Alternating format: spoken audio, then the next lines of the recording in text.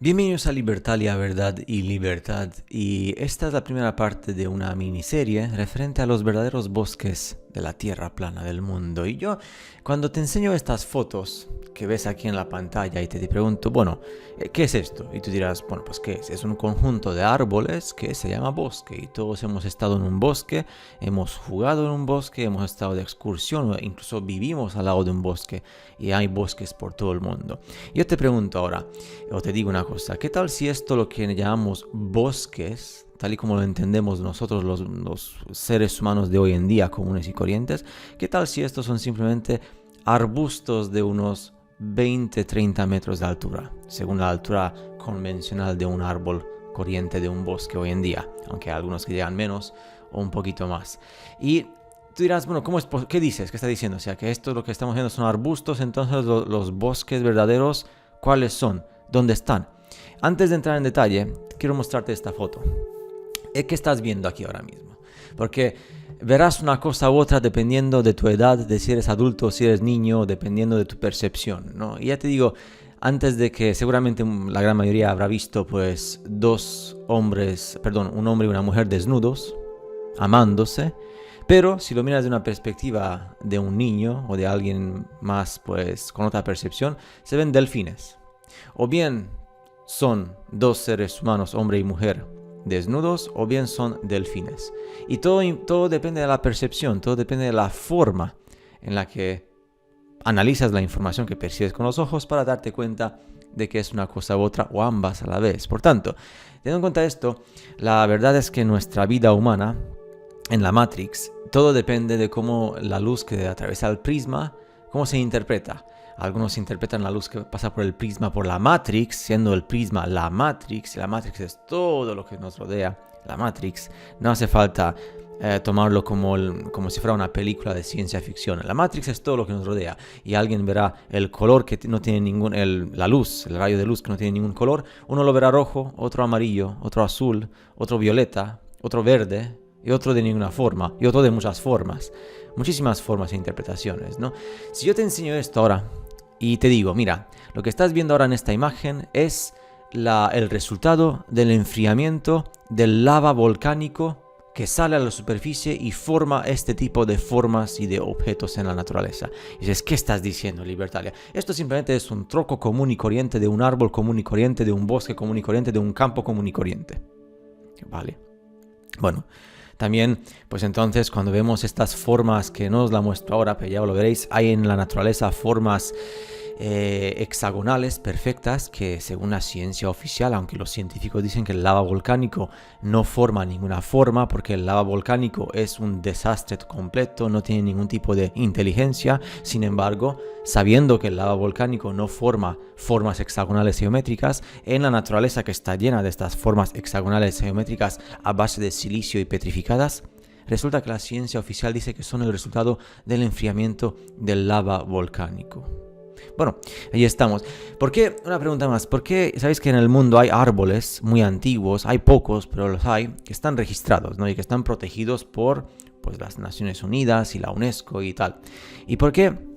Me pregunto, ¿por qué el más antiguo de esos árboles, o los más antiguos, nunca sobrepasan 200 años de antigüedad? 2 siglos.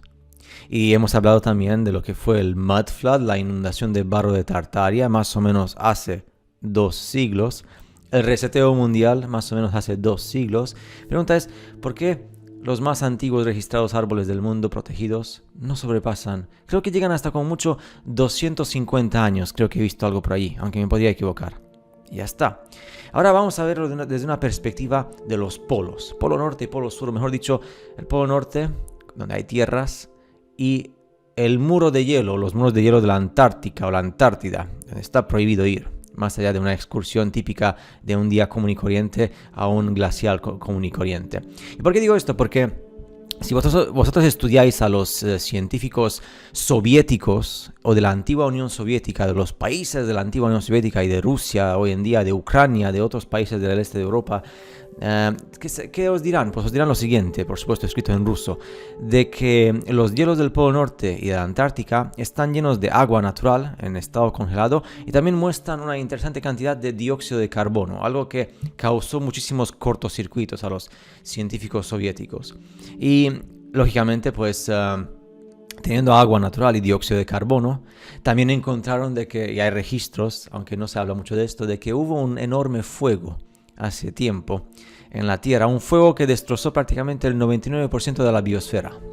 Y por tanto, teniendo en cuenta que hubo este fuego que destrozó prácticamente todo lo que existió, y teniendo en cuenta que las células de los organismos vivos contienen hidrógeno e oxígeno, o sea que una combinación de agua, y los organismos vivos contenemos agua y carbono, teniendo en cuenta entonces que los hielos del Polo Norte y la Antártica contienen agua y dióxido de carbono, entonces, ¿qué tal si esos fuegos enormes del reseteo o de los varios reseteos que hubo, pues destrozaron toda la biosfera?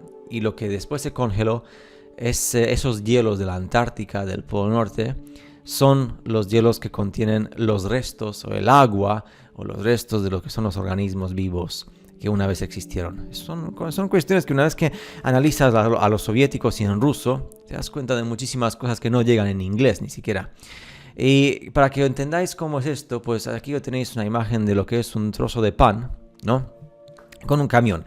Muchos trozos de pan o de pasteles entran en este camión. Pues más o menos esta comparación de tamaño es lo que significa si comparas nuestro mundo actual hoy en día y la variedad de la biosfera que tenemos con el mundo anterior, a nivel de lo variado y gigantesco que era.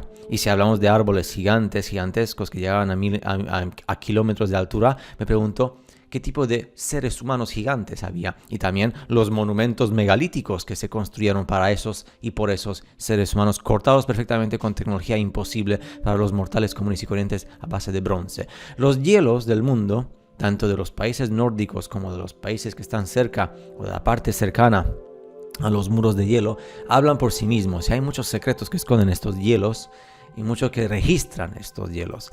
Y estos árboles que todavía queda lo que es una pequeña ceniza de lo que fue la grandeza del mundo, con estos árboles que hay por el mundo, por ejemplo en California, que son enormes. Y ahora muchos diréis, bueno, yo he visto esto y también lo he visto en libros de fantasía, ¿no? Los libros de fantasía, las películas de fantasía, que decimos que son fantasías peregrinas al estilo Señor de los Anillos, El Hobbit, los cuentos clásicos que salen, esto de que los magos y los árboles y los bosques y los elfos y todo este tipo de cuestiones.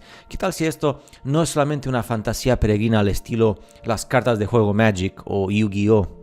O los juegos de Dungeons and Dragons, o los libros de fantasía típicos de rol?